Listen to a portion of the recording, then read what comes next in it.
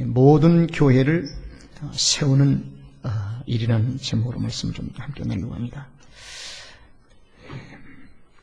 모든 성도는 우리 인생의 미래에 대한 삶의 고민이 있습니다. 그 고민은 어떻게 사는 것이냐는 겁니다. 바람이 부는 대로 삶을 맡기고 살 수 없기 때문에 그리스도인들은 어떻게 인생의 미래를 살아갈 것인가. 교회를 담임하고 있는 목회자는 나의 목회의 나머지 인생을 어떻게 살아야 할 것인가, 이 고민을 하게 돼요. 하는 사역에 대한 이 만족함보다도 목마름에 대한 것이 더 많습니다. 그래서 주님을 위해서 어떻게 사역을 해야 할 것인가 고민하고 또 기도하고 생각을 모아서 이 제목을 오늘 드립니다. 모든 교회를 세우는 일. 이 모든 교회를 세우는 일은 하나님의 비전입니다. 하나님의 꿈이에요. 그리고 모든 교회를 세우는 일을 주님이 하시고 계시는 일이에요. 그리고 주님의 몸된 이 땅에 세워진 이미 교회가 할 일이기도 해요. 이 교회가 해야 할 일이에요. 그런데 하나님은 교회를 가장 사랑하십니다. 교회가 누구입니까? 구속받은 우리가 교회예요. 그런데 하나님은 교회를 가장 사랑하신대요. 이 교회는 하나님의 어떤 대가를 우리가 지불한다 할지라도, 피조물세에서 지불한다 할지라도 바꿀 수 없는 아주 존귀함이 있습니다. 하나님은 교회를 너무너무 사랑하신다.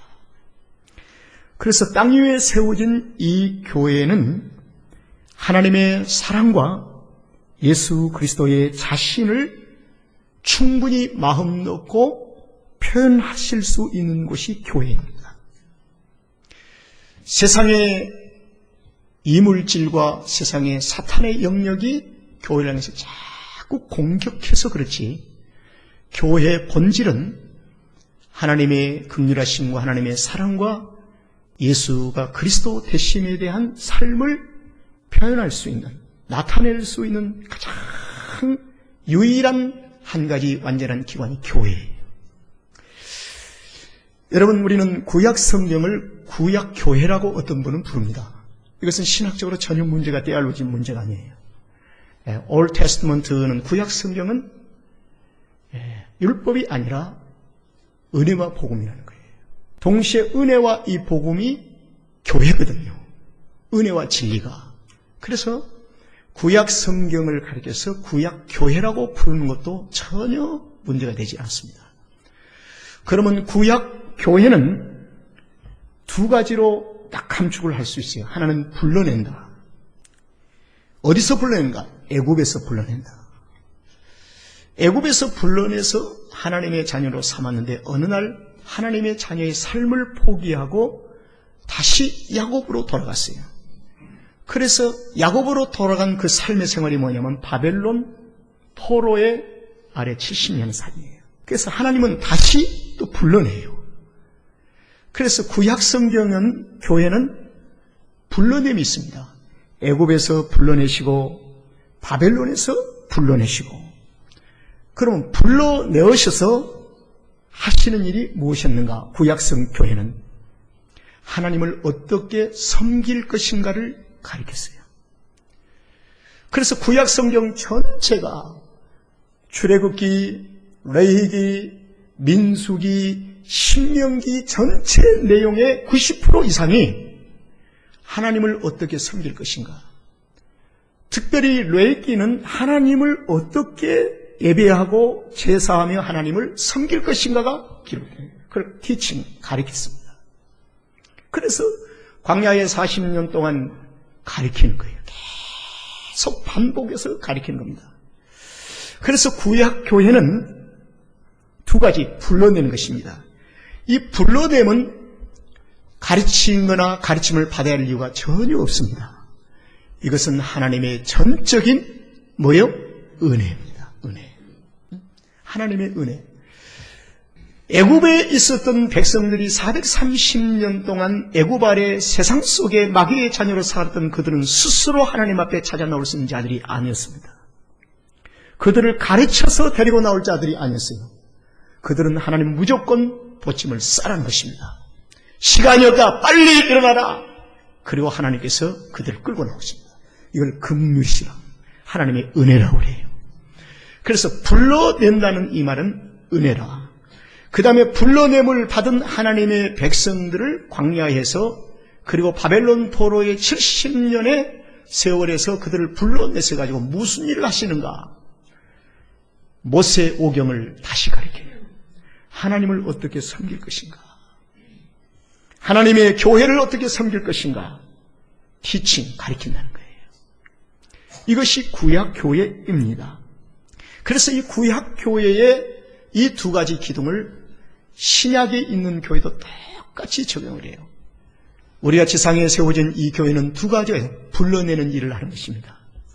구원받은 숫자를 날마다 더하게 하시는, 하나님의 은혜에다 더하게 하신 일을 하시고, 교회로 모여든 불러냄을 받은 성도들을 20년, 30년 오랜 세월 동안 교회가 가르치는 일을 해요. 가르치는 일. 설교를 통해서 가르치고, 성경 공부를 통해서 가르치며, 교구를 통해서 가르치고, 그리고 성도들 교제를 통해서 서로 배우며 서로 가르치는, 무엇을 가르치는가? 하나님을 어떻게 섬길 것인가? 이것을 가르치는 일을 해요. 그래서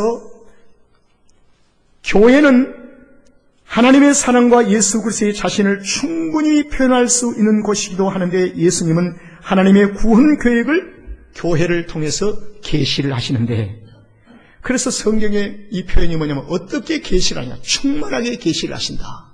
그래서 충만하시는 자의 충만이니라. 넘친다는 것입니다. 하나님의 자신을 교회를 통해서 나타내신다.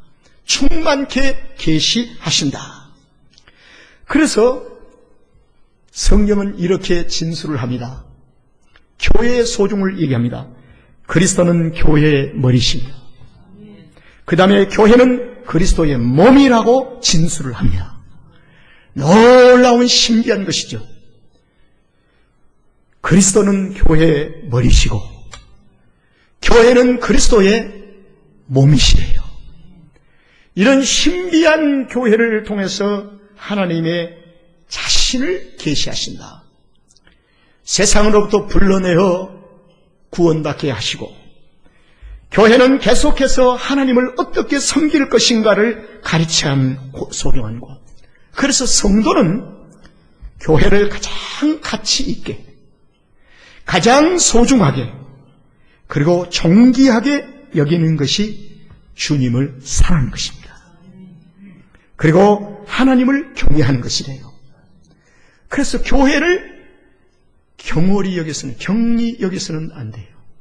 아주 소중하게 성도의 모임의 공동체를 아주 가치 있게 인정하는 것입니다. 안디옥 교회는 세상으로부터 불러냄을 받은 성도들이 부름을 받고 난 후에 잘 가르침을 받고, 안디옥 교회는 교회 사명을 다하는 교회였습니다.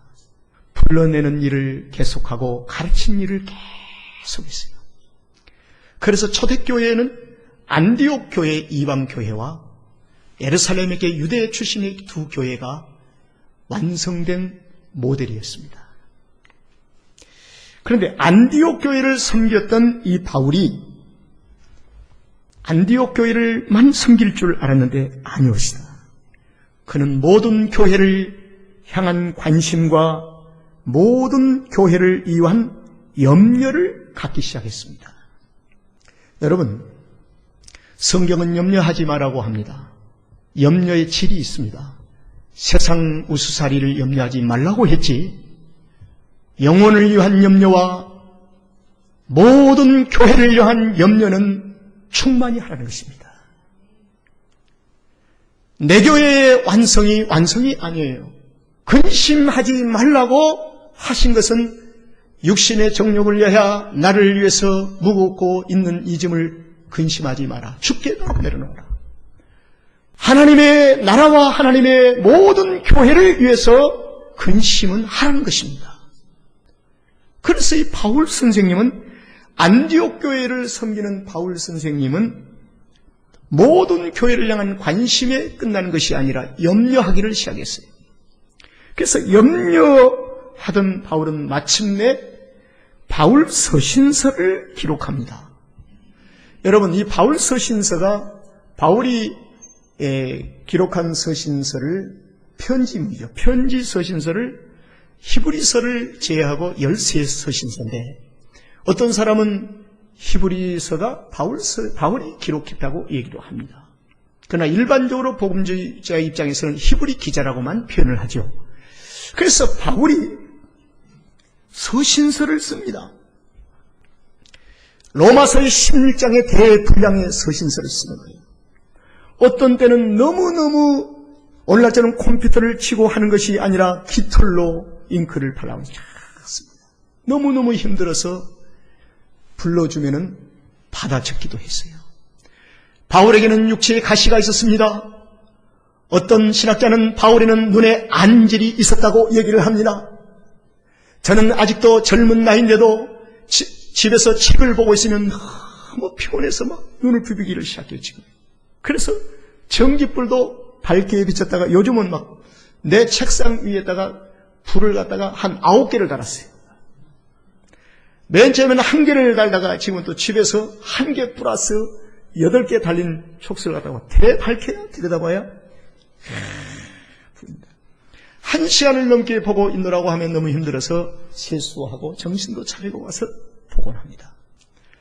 사도 바울은 인생의 노령에 육체의 가시를 가지고 있었는데 그가 서신서를 13권이나 썼다는 것입니다. 왜 썼을까요? 바울은 왜 이런 서신서를 썼을까요? 로마서는 로마에 있는 교회를 향하여, 고린도의 전후서는 고린도에 있는 교회를 향하여, 갈라디아서는 갈라디아에 있는 교회를 향하여, 에베소는 에베소에 있는 교회를 향하여, 이 모든 서신서를 보면은 한결같이 로마 교회의 문제점이 드러납니다. 그 로마 교회를 세우고 싶어서, 든든하게 바로 세우고 싶어서, 고린도 교회의 문제점이 드러나요. 고린도 전후서에서는. 그래서 고린도 교회를 바르게 세우기 위하여 서신서를 인편로 보내기도 했지만은 직접 찾아가기도 했습니다. 그리고 그는 오늘날처럼 비행기를 타고 간 것이 아니라 보침을 싸서 때로는 말을 타고 나귀를 타고 또는 산을 넘고 걸어서 배를 타고 풍랑을 만나기도 하면서 직접 찾아가서 흩어져 있는 로마 교회, 에베소 교회, 많은 교회들을, 지도자들을 만나고 그들과 함께 지내며 교회를 염려하고 교회를 위해서 기도하고 권면하고 그들을 격려하고 가르치는 일을 했습니다. 그래서 바울은 안디옥 교회만을 섬긴 것이 아니라 모든 교회를 향한 염려를 안고 실행에 옮겼어요. 여러분, 바울 서신서를 보면 교회들마다 문제가 많이 있습니다. 이교도의 신앙에 흔들리고 지도자가 하나님의 말씀을 바르게 못 가르치니까 하나님의 말씀을 어떻게 가르쳐야 할지 잘못 가르치니까 성도들이 이교도의 이단의 신앙이 들어오면 방어막 없이 다 넘어지는 거예요. 이게 서신서에 나타나고 있습니다. 그 다음에 서신서를 보니까 교회마다 분쟁이 많아요. 다 컬러가 다르고 자라는 환경이 다른 사람들끼리 모인 성령이 하나 되게 하는 거룩한 가르침을 못 가르치니까 성도들이 교회 와서 편당이 생기고 분당이 생기기를 시작합니다. 많이 싸워요. 당파가 생겨요. 그리고 또 교회마다 지도자들이 교회를 일꾼을 세울 때 조직을 잘 해야 되는데 일꾼 세우는 일 때문에 문제가 너무너무 많이 일어나고 있습니다. 또 교회마다 섬김에 대한 문제가 있는다. 누가 누구를 섬겨야 되는지를 모르는 거예요. 가르치는 바가 없기 때문에. 예수님이 일찍이 말씀하셨죠. 인자가 온 것은 섬김을 받으려 함이라 오히려 섬기려 왔노라고 말씀해 주셨음에도 불구하고 목사는 목사대로 섬겨주지 않는다고 불평이지, 장로는 장로대로 섬겨주지 않는다고 불평이지, 온통 교회 안에는 섬김에 대한 문제로 몸살을 앓기 시작합니다. 지도자의 가르침이 부족했기 때문에. 그리고 성찬을 어떻게 해야 할지를 모르는 거예요. 누가 배잔 배병해야 되는지, 어떻게 해야 되는지, 성찬 문제 때문에 엄청나게 싸웁니다. 어느 교회가 또 음식 문제 때문에 싸워요. 교통정리를 못 해주는 거예요. 그 당시 소아시아의 지역에는 많은 우상들에게 제사를 지낼 때 음식을 차려놓고 제사를 지냈는데 그 제사를 지낸 후에 그 음식을 모든 백성들이 나눠 먹었거든요. 제사상의 음식을.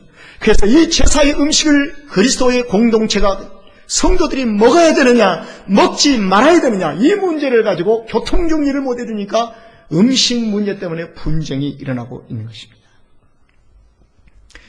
여러분, 교회마다 많은 문제가 있었어요. 왜 이런 문제가 발생할까요?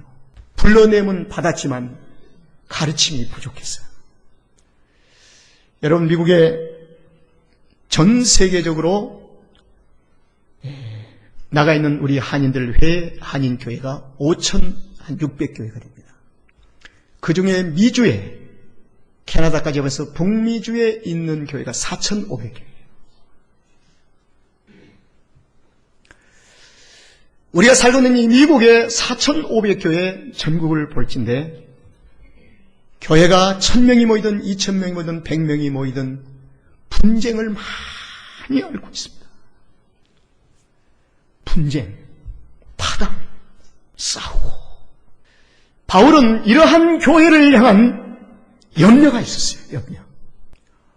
왜 이러한 분쟁과 교회 갈등이 있을까요? 가르침에 대한 부족입니다. 가르침에 대한 부족. 이러한 교회를 향하여 바울은 기도하며 찾아가서 가르칩니다. 가르쳐요. 육아의 양육법을 모르고 있는 어머니처럼 이제 갓 태어난 교회는 마치 어린 생명을 낳은 어머니가 어떻게 양육해야 할까? 그래서 사도들과 바울 사도는 모든 교회에 대한 염려를 안고 사역을 했습니다.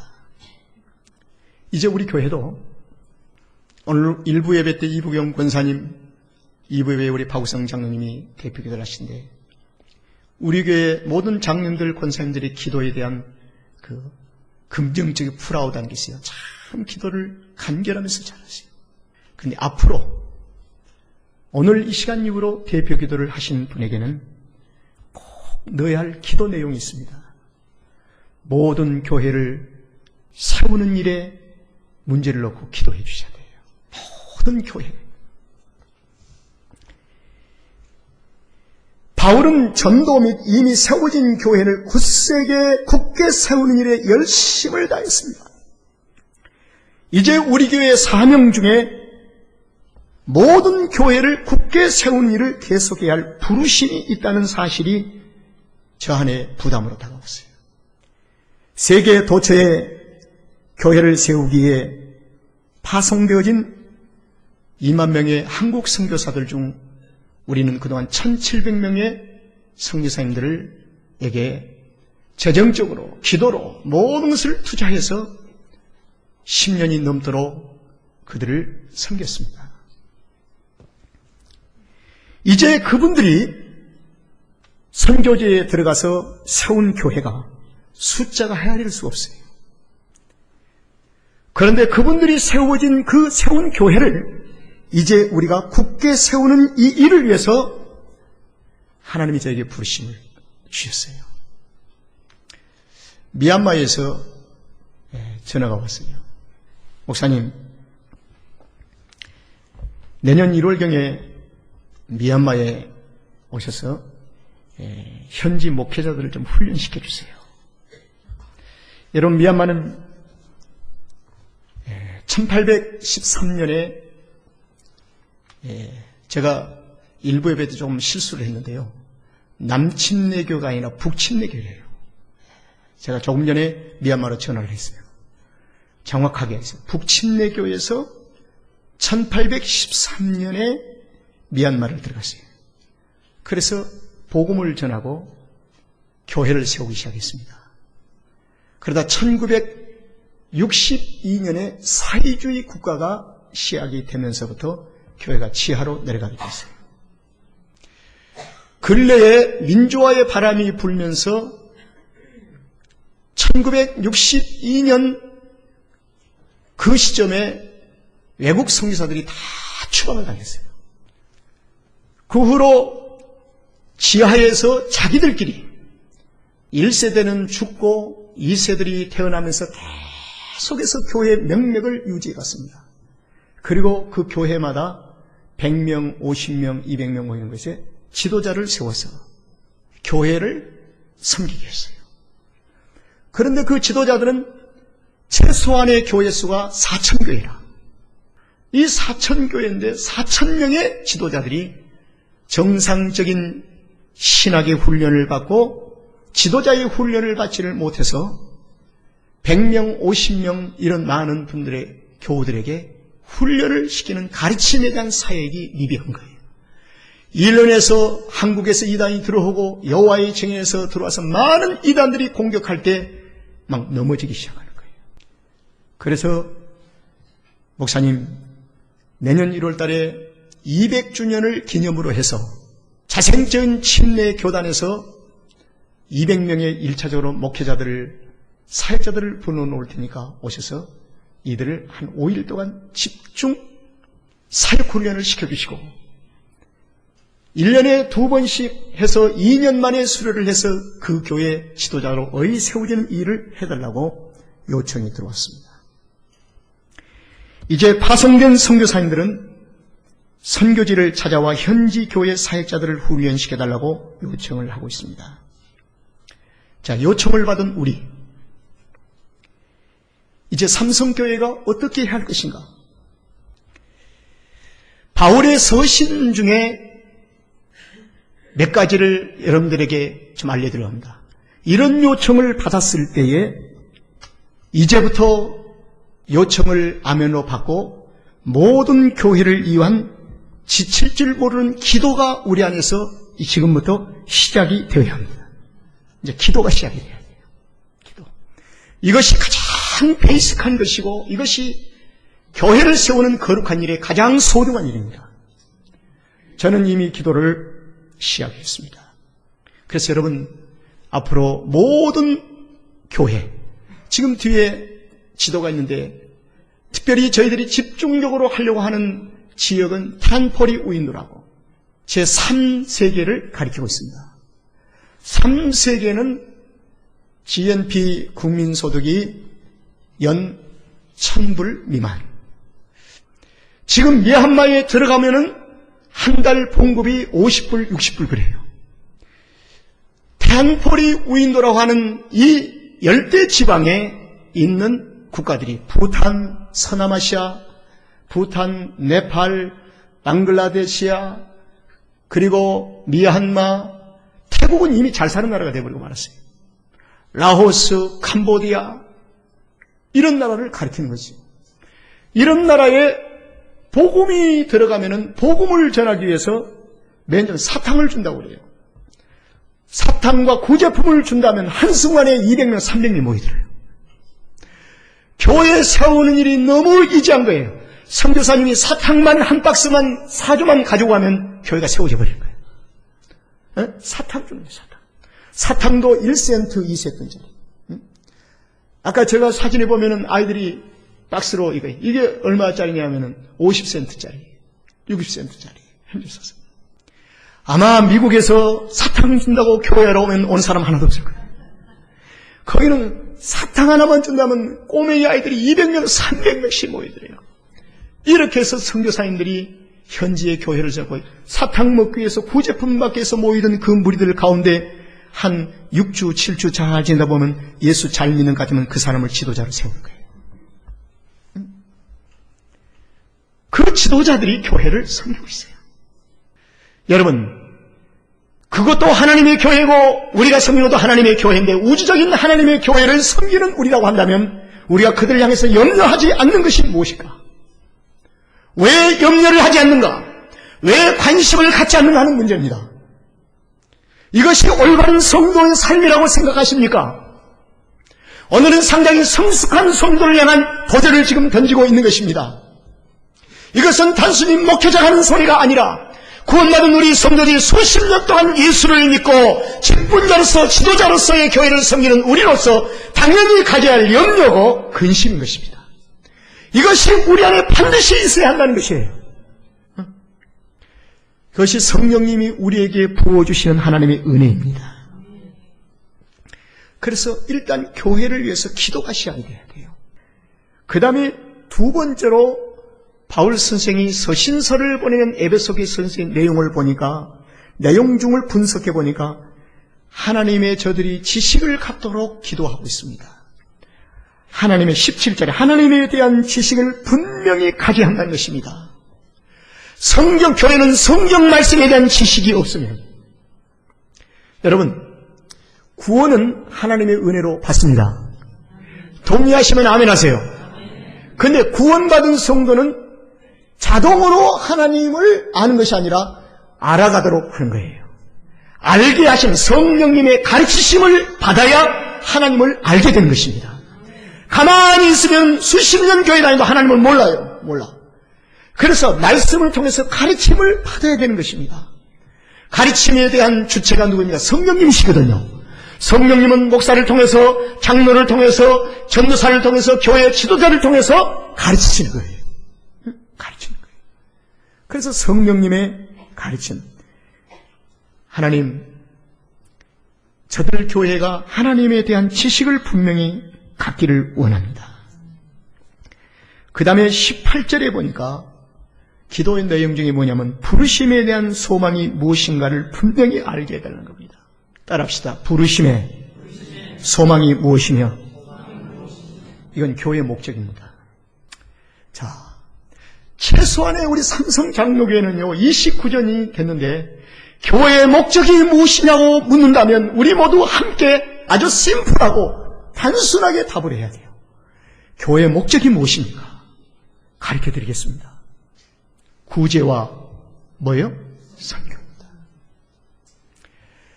사도행전의 시작은, 교회 탄생의 시작은 구제와 뭐였어요? 선교였습니다. 선교는 찾아가서 가르치는 일, 양육하는 일입니다. 그래서 사도행전의 초대교회는 양날개를 가졌어요. 여러분, 하나님께서 공중을 나는 새를 창조하실 때 그 창조의 솜씨와 창조의 질서가 얼마나 정확한지 아세요? 날개 중에 한쪽 날개가 짧으면 나를 수 있어요, 없어요? 못 나릅니다. 초월하게 나르는 거예요. 초대교회는 구제와 선교의 양날개가 있었어요. 교회가 누구입니까? 우리가 교회입니다. 우리의 신앙생활의 성숙도는 어디서 오냐? 양날개가 정확해야 돼요. 구제와 선교가 잘 조화를 이루어야 돼요. 그래서 교회에 대한 이 목적은 구제와 선교입니다. 여러분, 저희 교회가 그동안 구제도 많이 하고 선교도 나름대로 해왔죠. 그리고 삼성교회 교인들은 열심히 교회 내에서 가르쳤습니다. 이제는 교회가 성숙의 나이가 되었기 때문에 이제는 정리를 해서 교회 사역을 해야 할 필요가 있어요. 선교도 산발적으로 많이 하고 이것저것 많이 했지만 이제는 우리 교회는 양날개, 구제인 마이키즈 월드, 구제 사역이 이미 시작돼서 우리 교회로 끝난 것이 아니라 세계 도처에서 돕는 자들이 많이 모여들었습니다. 이제는 선교에 대한 목회자들을, 현지 목회자들을 찾아가서 훈련시키는 이 거룩한 훈련을 할 것인데, 우리 삼성교회에서 아이를 낳는 것처럼 낳아주시면, 그 다음에 이 돕는 사역에 교파를 초월하여 교회를 초월해서 많은 사람들이 함께 참여하여 이제 마이키즈 월드 같은 양쪽의 날개를 달고, 저는 소원이 하나 있습니다. 임종의 자리에 눕기 전까지 찾아가서 그들을 가르치고 싶어요. 이제 우리 사랑하는 성도들이 함께 모든 역량을 결집해서 사랑하는 자녀들에게 남겨줄 것이 하나도 없어요. 설령 주어진다 할지라도 다 소진해버리고 가고 싶어요. 주를 위해서 다 들여버리고 가고 싶어요. 부르심에 대한 소망이 무엇이고, 그 다음에 18절의 하반절에 기업의 영광이 얼마나 큰 축복인가. 이것은 교회의 존재에 대한 가치를 가르쳐줍니다. 어떻게 주보를 나눠줘야 할지, 처음 오는 사람을 어떻게 권사님들이 맞이해야 할지 모르는 거예요. 그리고 음식을 어떻게 섬겨야 할지는 모르는 거예요. 물 한 컵을 설교하겠다는데 이것을 어떻게 갖다 놓을지는 모르는 것입니다. 바로 이러한 것을 하나님의 교회를 이루는, 행복한 공동체를 이루는 이 교회의 삶을 가르치는 것이 바로 목회자 훈련이에요. 이것을 가르쳐 주는 거예요.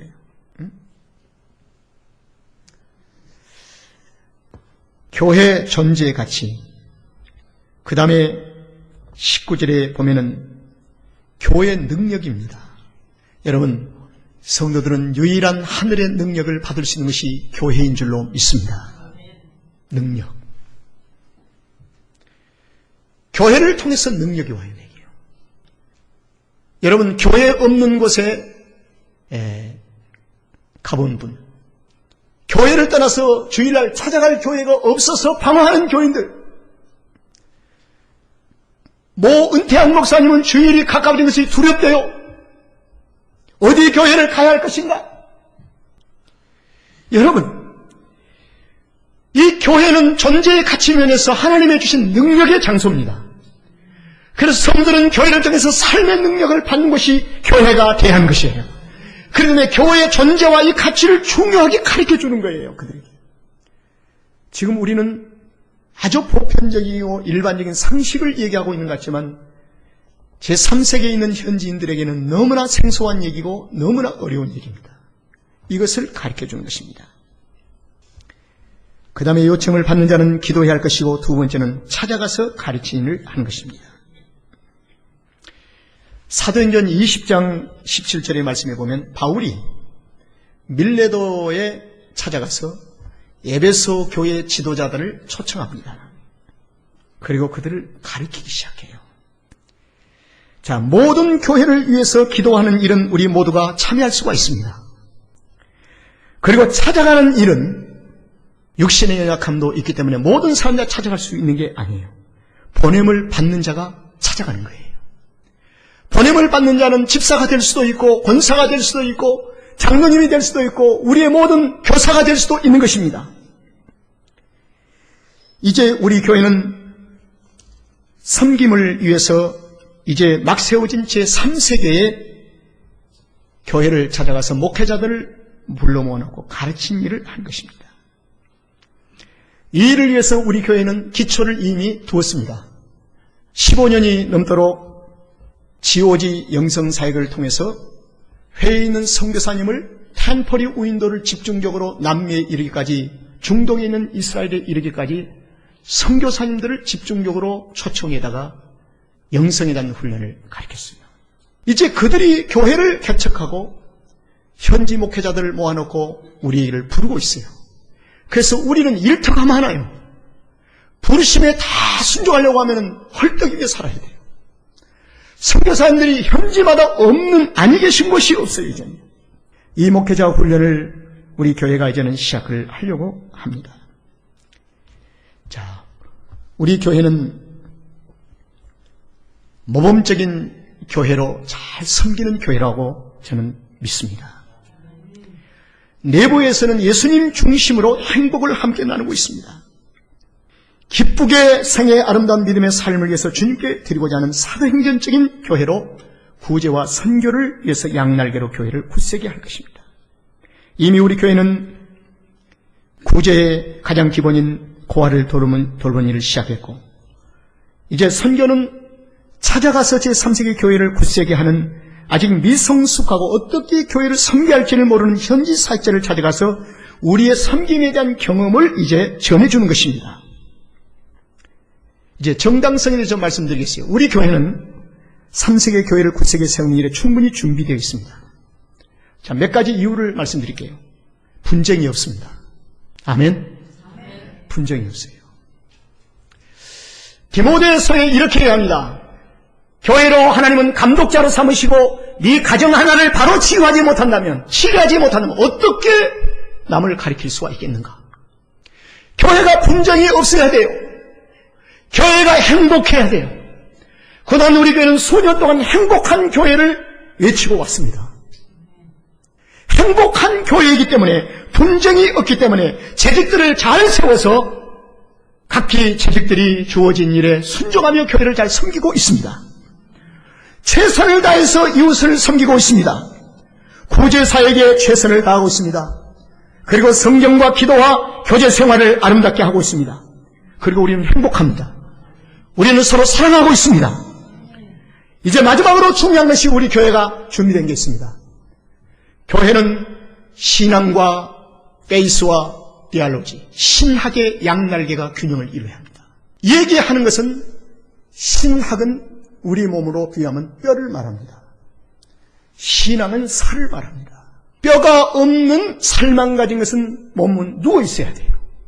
살이 없는 뼈만을 가지면 사람이 드라이되고 신경질적이고 문제가 많아요. 그리고 활동할 수가 없는 거예요. 우리 교회는 끊임없이 수년 동안, 수십 년 동안 설교 속에, 성경 가르침 속에 신학에 대해서 분명하게 제시를 했어요. 목회자가 설교를 준비하다가도 칼빈의 기독교 5대 강요를 펼쳐보고 빗나가면 그것을 과감하게 아무리 달콤해서 제해버리는 이런 문제. 그래서 장로교의 신학을 정확하게 하는 디알로지, 신학을 정확하게 했어요. 그래서 성도들은 이 신학의 뼈가 분명하고 뼈에서 신앙이 분명해서 양날개의 균형을 잘 맞추고 있는 것입니다. 잘 정리가 되어 있어요. 이제 우리는 성년이 되었습니다. 성년이 되었어요. 이제 갓태어난 형제를 돌봄같이 이제 우리 교회가 이런 마음으로 자녀가 교회를 섬기는 일을 할 것입니다. 우리가 GOG 영성 사역을 할 때는 수십 명이 함께 동원이 되었지만 이 사역은 기도하는 일꾼들을 군집을 이루고 목회자와 소수의 무리 두세 명이 함께 찾아가 권사는 권사대로의 어떻게 과일을 썰 것인가, 과일을 어떻게 깎아서 어떻게 대접을 할 것인가, 정성껏 대접할 것인가, 교회 설교하는 강단을 어떻게 할 것인가, 이런 문제를 삶의 교회를 섬기는 것을 통해서 과목으로 정리가 돼서, 그래서 제가 두 전도사님께 과목을 다 정리를 하라고 했어요. 그래서 교과서를 만들라고 했습니다. 그래서 누구든지 삼성교회 교우들은 하나님의 부르심이 있으면 그 교과서를 공부해서 가서 2시간, 3시간 그들을 가르치라는 것입니다. 그래서 하나님의 거룩한 교회를 아름답게 세워가는 것입니다. 교회 사역의 완성은 사도행전에서 보인 양날개의 주제와 구제와 선교의 성실함이 지상교회의 임무의 완성이라는 사실을 알아야 합니다. 이제는 각 성도의 개인의 신앙의 삶이기도 합니다. 사랑하는 성도들이여, 교회 목적이 무엇입니까? 이 말은 우리의 삶의 목적이 무엇입니까? 구제와 선교를 위하여 이 거룩한 양날개를 우리의 삶의 현장에 달고 나를 때 하나님은 우리에게 샘을 공급해 주시고 비상할 수 있는 은혜의 환경을 하나님께서 조성해 주실 것이고 건강도 주시고 산업도 하나님께서 복을 주실 것이고 내 삶 자손들에게도 이러한 놀라운 은혜의 복을 하나님이 주실 줄로 믿습니다.